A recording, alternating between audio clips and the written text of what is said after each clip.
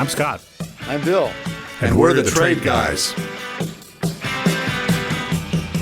You're listening to The Trade Guys, a podcast produced by CSIS, where we talk about trade in terms that everyone can understand. I'm Evan Brown, and I'm here with Scott Miller and Bill Reinsch, the CSIS Trade Guys. Thanks for listening to The Trade Guys. This is Trade Guy Scott, and today's episode is a special one. We have a guest with us. His name is Rick Woldenberg, and Rick is the CEO of the toy companies Learning Resources, Inc. and hand2mind. He is also the plaintiff in a lawsuit about the tariffs under IEEPA. And we have a fascinating discussion ahead with Rick and try to understand what is at stake in these various court cases and what the outcomes might be. So thanks again for listening. We hope you enjoy the program.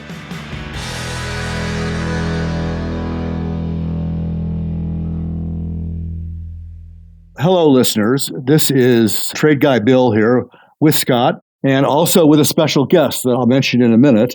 Quoting our late and sadly lamented leader, Andrew Schwartz, all of our guests are special, but also taking the Patron Animal Farm, some guests are more special than others, and this is one of those. But before I introduce him, I do want to make 2 points. We're talking about an issue that's currently being litigated today, IEEPA, and so that's a fairly sensitive issue, and I just need to make clear what I think all of our listeners know anyway, which is that the opinions expressed on the podcast are mine and Scott's, and in this case, our guests, and do not necessarily represent the views that are held by CSIS or other people at CSIS. So we're on our own. The second comment I need to make is that, as always, we aim to be fair and balanced, just like Fox News, and we have invited the Justice Department to appear on the broadcast to present their side of litigation. We didn't want to do that in a back and forth, although that would have been a fun public event, but we've invited them to appear at a future date and have not received a response yet. But I'll keep you posted. If the government declines to appear, we will find someone from the private sector who hopefully will be willing to appear and take their part. So that's where we begin. And to start, let me introduce our guest. His name is Rick Woldenberg, who has an engineering degree from Princeton, a JD from the University of Chicago Law School, and began his career practicing law in Chicago, close to my heart since I grew up there. And since my oldest son is right there now, he's teaching. I think today is his first day of class. Anyway, Rick joined his family's educational toy business in 1990, became the chairman and CEO of it. Learning Resources is the name of it, and expanded the company to distribute more than 1,200 hands-on learning products in over 80 countries, and also took the helm of hand2mind, another educational toy company.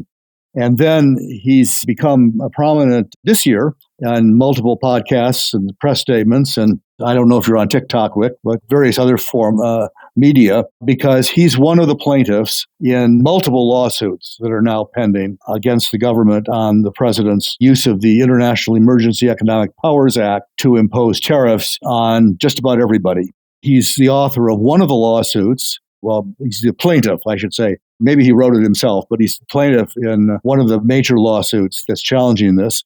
And this one is a little bit different from some of the others, as I think you'll explain, because it's in a different court, and the argument was, or at least the judge's decision, had a different basis than the decision that the Court of International Trade made.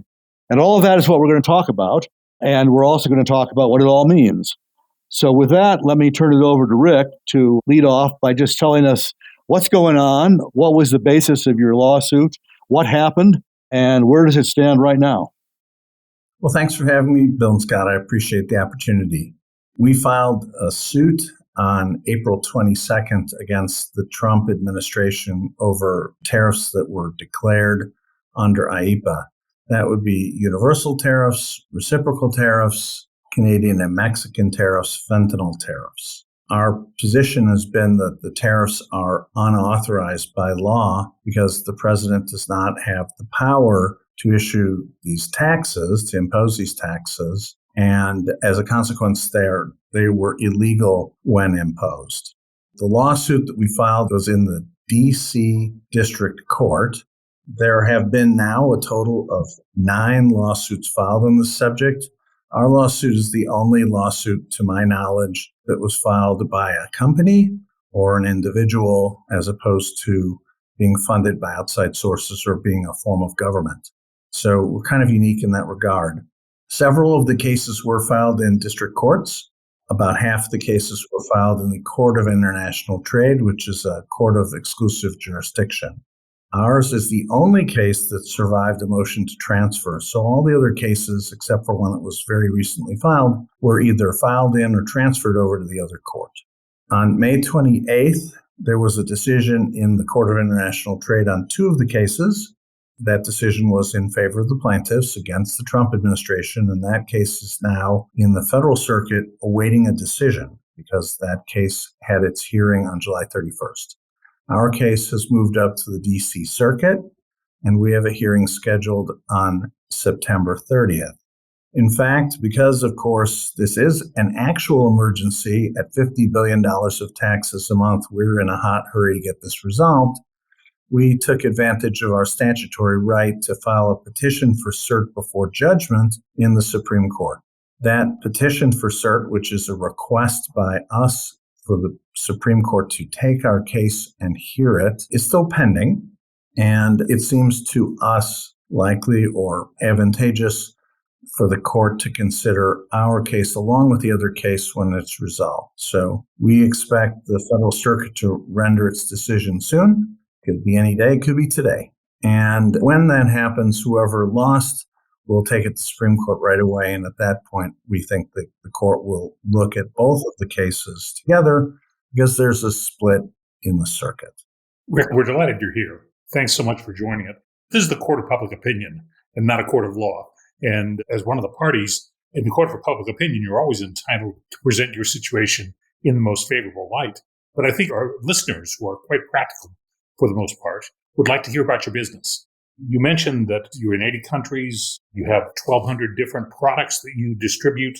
How much of your business is in the United States versus outside, roughly speaking? Well, I think if you look at hand2mind and learning resources together, we're probably in the range of 80% North America and 20% outside the U.S. Our total number of countries now is north of 100, and we have 50 people that work for our company in the UK. So we're global. We export and we import.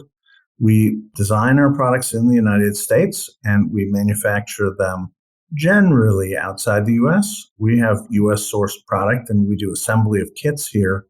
But most of our products, we outsource manufacturing to various different places, including China, China being the biggest market for what we do. Say a little bit more about your products, can you? Tell us, what is it that you make? Our products are hands-on learning materials generally. The products are used in schools and also in the home as toys. The products are generally focused on content areas like early childhood, numbers, letters, colors, reading, language, STEM, math, social emotional learning, coding, a lot of basic subjects.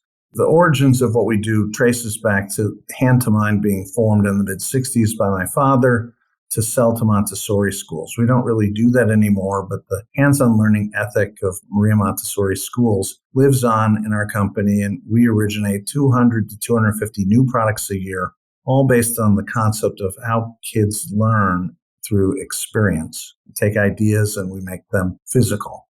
You mentioned that your tariff bill was going from $2.3 million, I presume, a year to about $100 million a year. Could you give the listeners an idea of how much of that are import tariffs and how much are NAFTA preference, which are zero now and going up? And how did you calculate the $100 million? Or what's the 2.3 and how did it get so big? The $100 million was as of the date that we filed our declaration. And of course, Mr. Trump changes the tariff rates every 2 days. So you'd need a tracker to have the correct number every single day.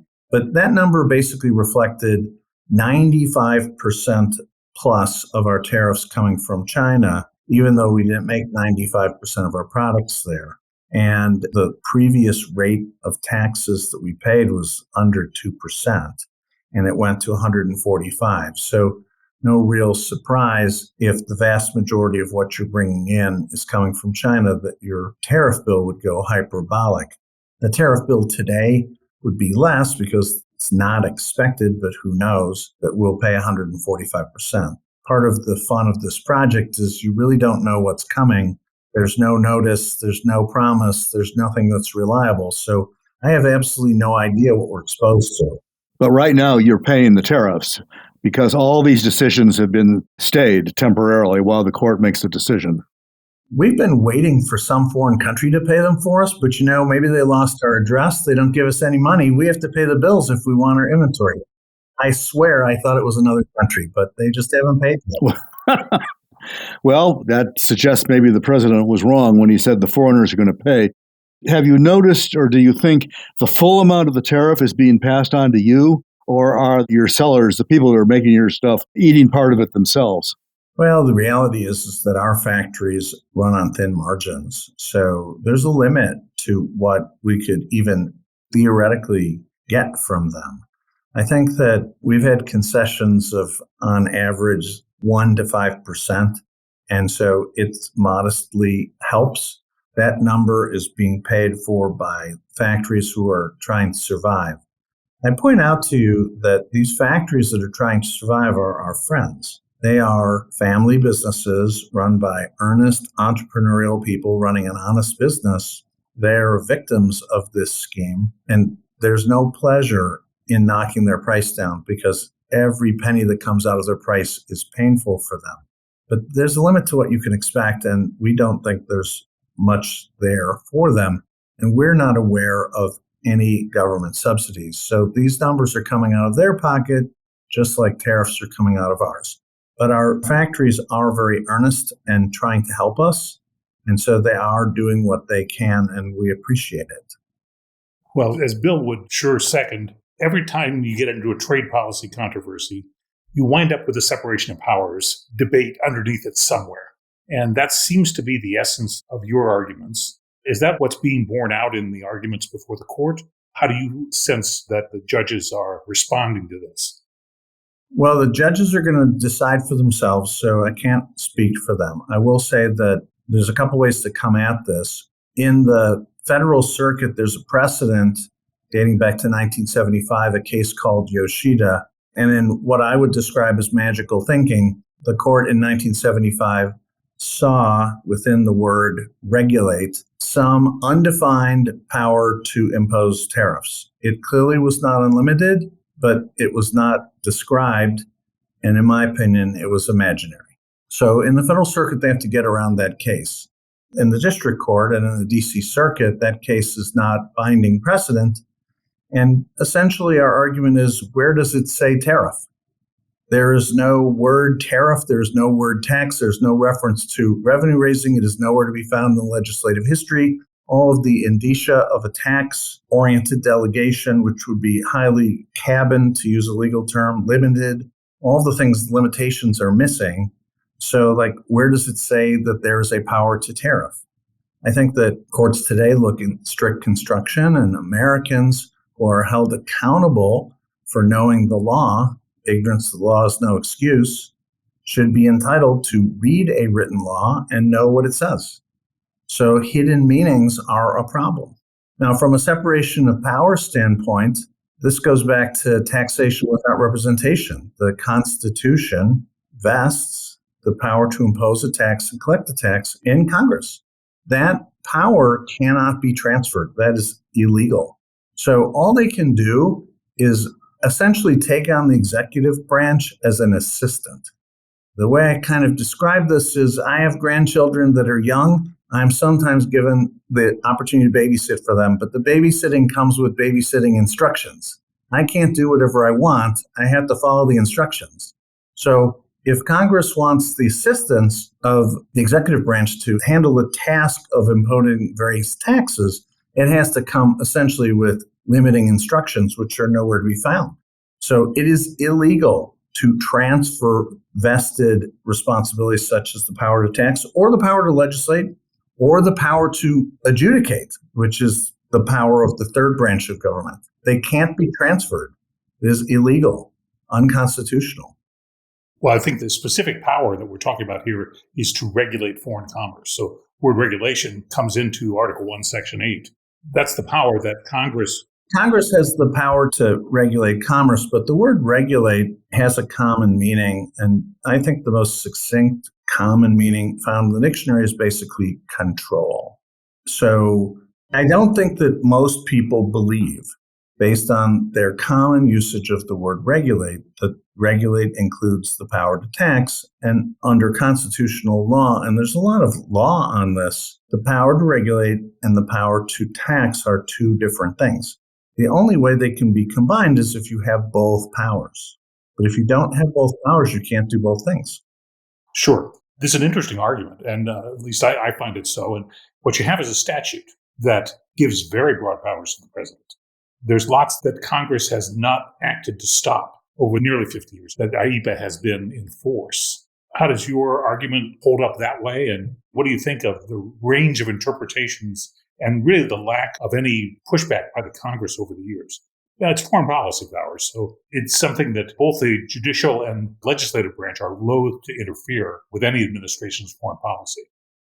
Well, placing a tax on Americans who are bringing property that they own into their own country is not part of foreign policy. It is not an international incident when I own something and I bring it into this country. I'm an American, and they are taxing me on that. So it's hard for me to get to the point where I see this as part of foreign policy because I'm paying a tax. A tax is being imposed on me. And it really is pretty simple. Where does it say he can tax me? It does not say that. And so the argument is pretty basic. There is no question that some degree of foreign policy does relate to the exercise of emergency powers. However, the actual language of IEEPA says that it should be applied to properties that foreign parties have an interest in. There is another part of the legislation that refers to foreign property that foreign parties have or had an interest in. But the part under regulate talks about property they have an interest in.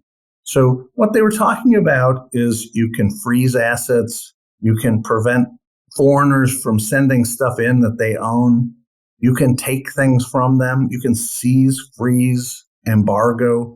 But there's nothing in there that indicates that to solve some foreign problem, so like if the president is upset about Bolsonaro being tried on whatever charge he's being tried on, the solution isn't tax Rick Woldenberg. If he doesn't want fentanyl coming in from Canada, the solution isn't tax Rick Woldenberg's educational toys that are coming in from Taiwan. These are not related. And there's nothing in the law that says taxing me is an expression of foreign policy. Where does it say that? Read the words.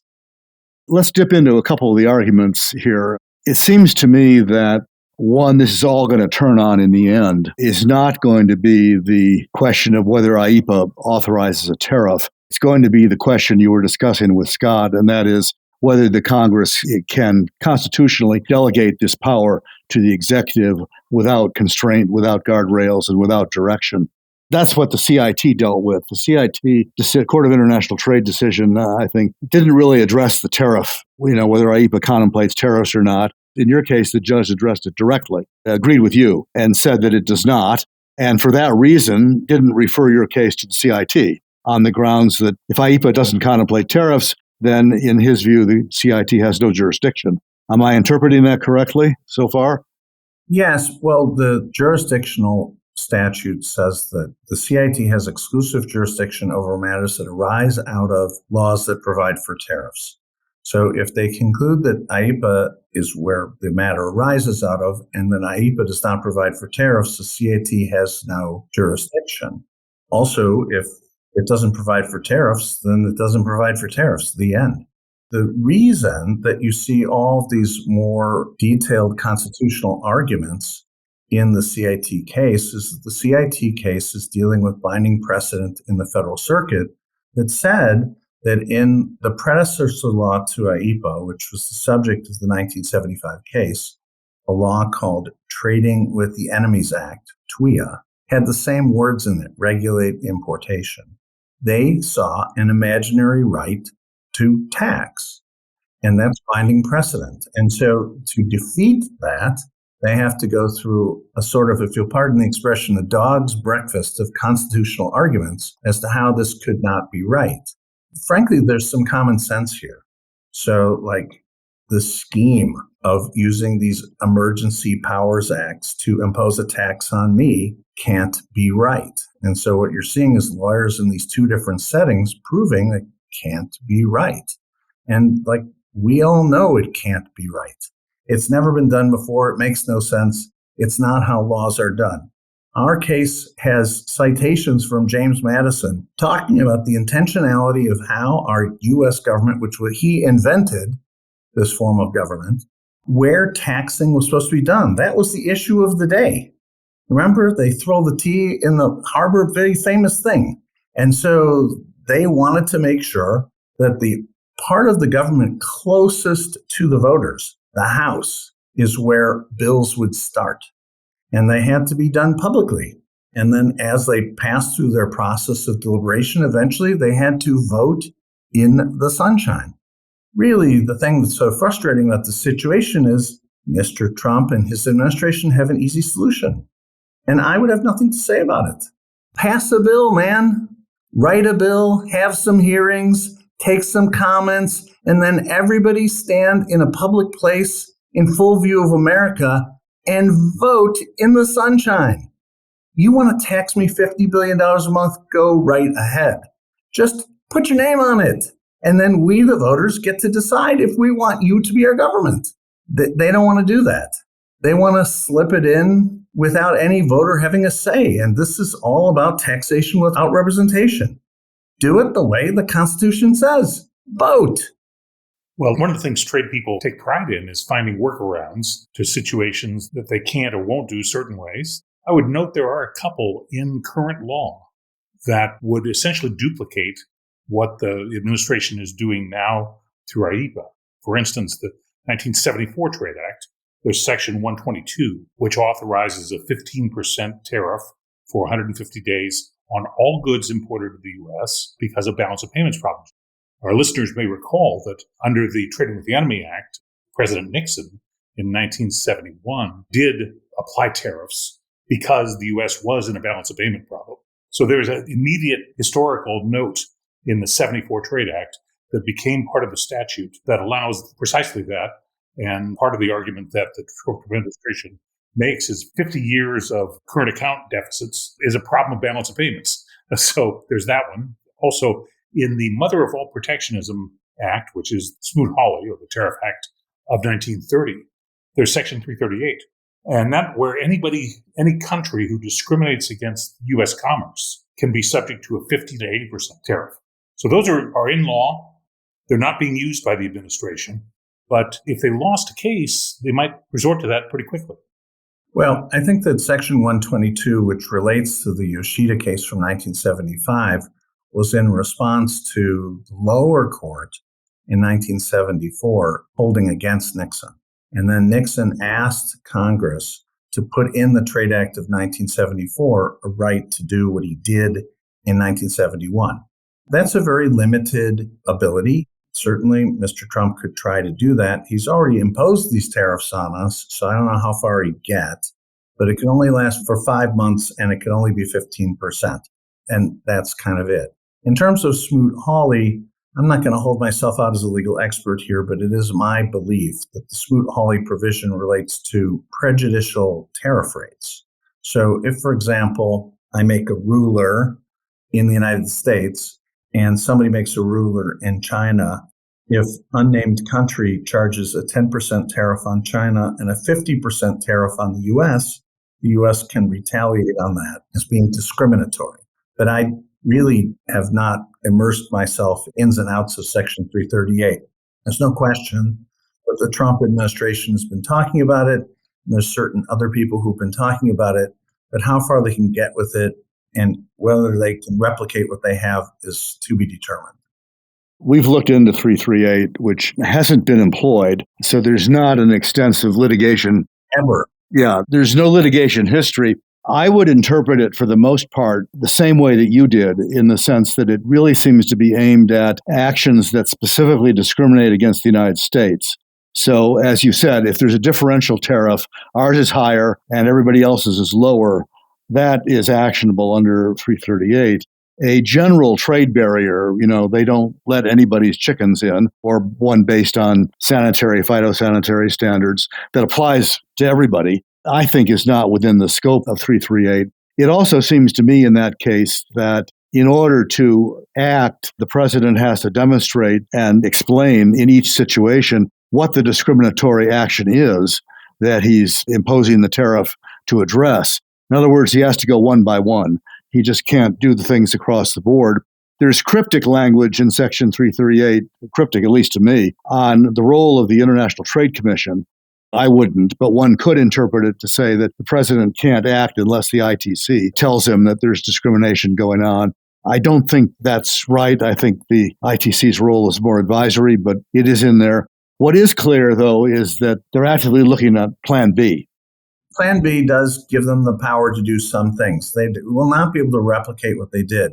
I'd also point out that the solution to these problems is political, and you have to look at the progression of these cases with shifting political winds and political cycles. I think the next big event is the election in November of 26, which is coming up. And so you'd have to see all of the things in the what if list in the context of a congressional election. Let's not forget. Let's never forget. This is a $50 billion a month tax. The way it's being portrayed is that foreign governments are paying it, which is not true. And the big, beautiful bill was a tax cut. But in fact, the tariffs are being paid by everyday Americans. Every single person listening to this podcast is paying it through price increases. And the big, beautiful bill does not cut taxes as much as they want to raise through tariffs. So net, there was a tax increase that is being called a tax decrease. I think we could question how long America is going to be so dumb as to believe all of this. And eventually they'll go to the voting booth. So have you raised your prices? Yes. We have to survive. We're not going to do anyone any good if we lose money and go out of business. We have to stay in business. Well, my grandchildren are going to be very disappointed, but we raised them as little as we could. Well, they'll be happy he's still in business. Yes, they will. It's important to stay in business if you've got a good product. We need to wrap up shortly, but let me pursue one other particular legal argument, and then let's spend a minute, if we can, on your Plan B, because both sides have to have a Plan B, I think. The other legal argument that I think was not addressed in your case and by the CIT only with respect to fentanyl, the China, Canada, Mexico tariffs, is whether or not all this is really an emergency. One of the issues that has come up by parties, most of which are not involved in litigation, is that these are not really, a 75-year-old trade deficit, 50-year-old deficit is not hard to consider that an emergency. What he's doing to Brazil because of Bolsonaro adds weight to that argument. I think everybody's incorporated that now into their briefs, that, litigation in another country that involves somebody else, it's hard to explain how that's a national emergency for the United States. But I think with the exception of the fentanyl issue, I don't think your case or the CIT commented on that or addressed it. Is that an important issue? Well, the issue on fentanyl is whether the 20% tariff that they placed on my educational toys, quote, deals with the cited problem of fentanyl. And I can assure you that we don't trade in fentanyl, so there's no relationship there. The reason the CIT cases talk a lot about, is it an emergency, is it not an emergency, is because the Yoshida case said that there is a power to impose tariffs in the word regulate. So the lawyers are looking for a different way to sort of undercut the tariffs that may or may not be legal, looking through the lens of Yoshida.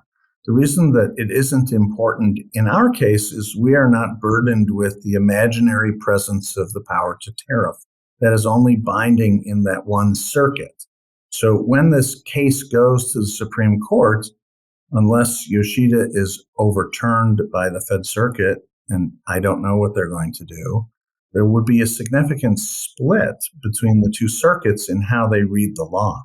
So it's not really relevant in our case because if there's no power to impose tariffs under IEEPA, there's no power to impose tariffs under IEEPA. End of story.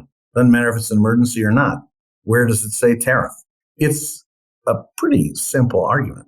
And so we don't get to the question of emergency, not an emergency, deals with constitutional avoidance, non-delegation, blah, blah, blah. There's just so many of these things that all come up in the Federal Circuit case. It's a really complicated case because of the precedent.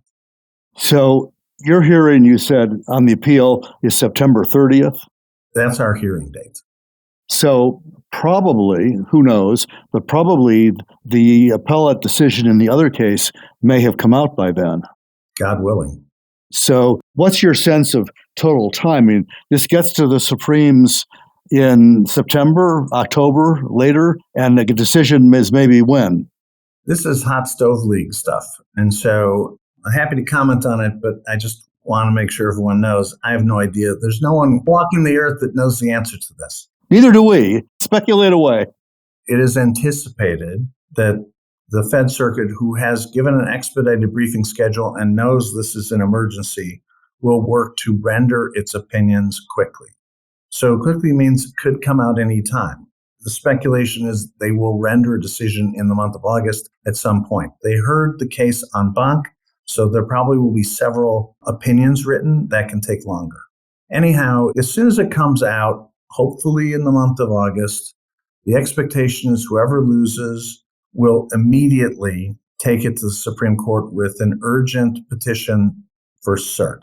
At that point, we will attempt to connect our petition for cert that's already briefed and distributed at the Supreme Court with this new petition for cert. What I think is going to be the big newsworthy item, aside from the drama of what I just described, is that the injunction will become an issue again. So if the Trump administration loses in the Federal Circuit, the CIT case comes complete with a nationwide injunction. I benefit from that too. It's not my case, but I'm part of this nation. And if they lift the stay, then it becomes a big dollar issue, $50 billion a month. Will the Supreme Court allow this to stay in place and prevent the government from taking these $50 billion of illegal taxes from us month after month after month while this winds its way through court? Or will they say, 3 decisions against you, we're going to let the injunction take effect, and we'll move along the decision as quickly as we possibly can? Again, hot stove league stuff, it's up to the Supreme Court.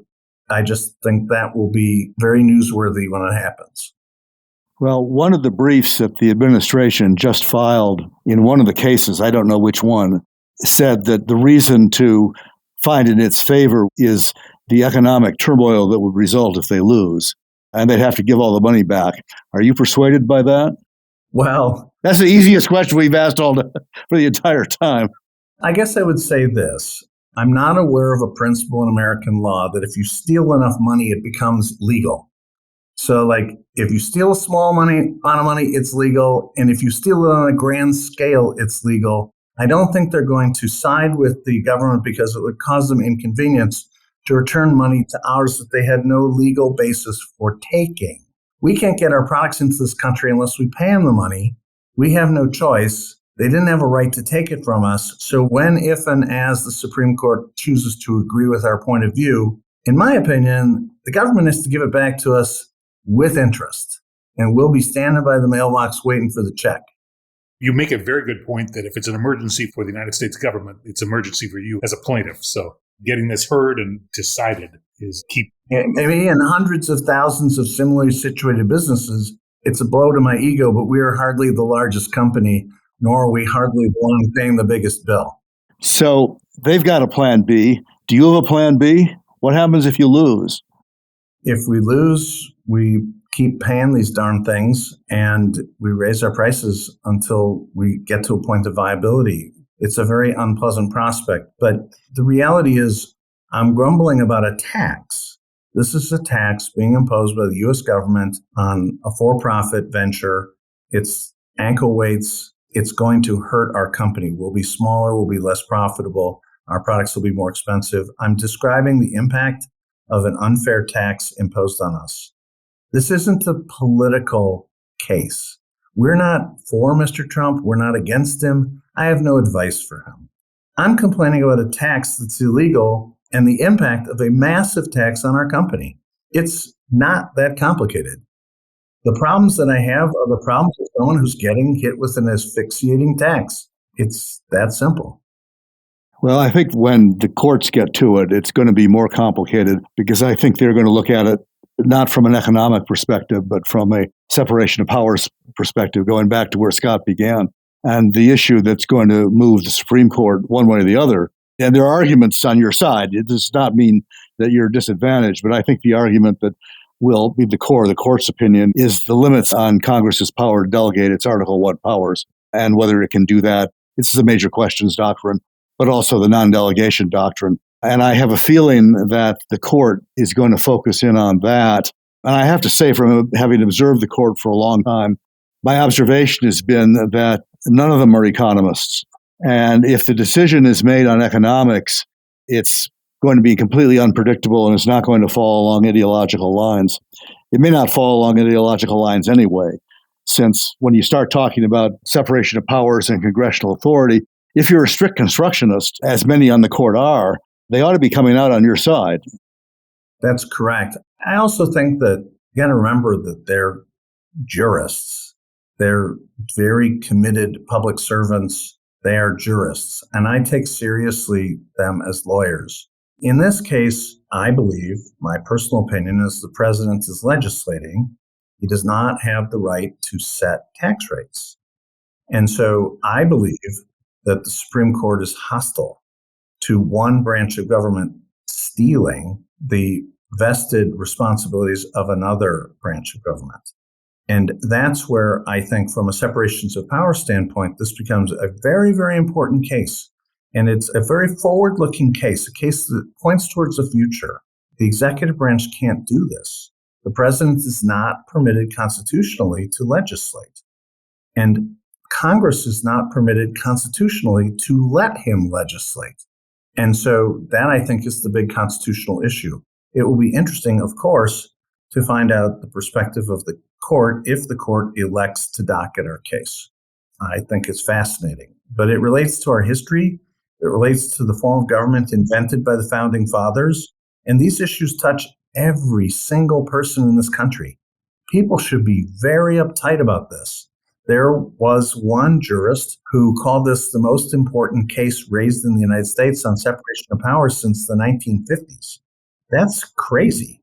And I feel a lot of responsibility. We're out to win this case. These are important issues. And we think of ourselves as part of a community that's trying to figure out the path forward. Rick, you've really done us a favor by appearing on the show. You've got 100 things to do that didn't include coming on our podcast. So we thank you for spending the time with us. And I think our listeners will really be fascinated with what you have to say with your experience, both practically and in the court of law. So thanks so much. Yeah, when all is said and done, we may have to have you back to give us your postmortem on what all the decisions were and what they mean. But that's down the road. I agree with you. It's on a faster track than normal. So I hope we'll see a decision from the Supreme Court this year. But I second Scott. Thanks for coming on. Thanks for explaining it and helping our listeners understand what the issues are. I think this is you've done us a great service. Well, thanks for having me, and I'm happy to come back if you need me.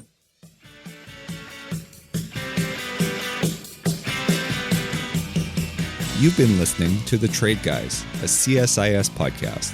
For more audio content, visit csis.org/podcast. Thanks for tuning in.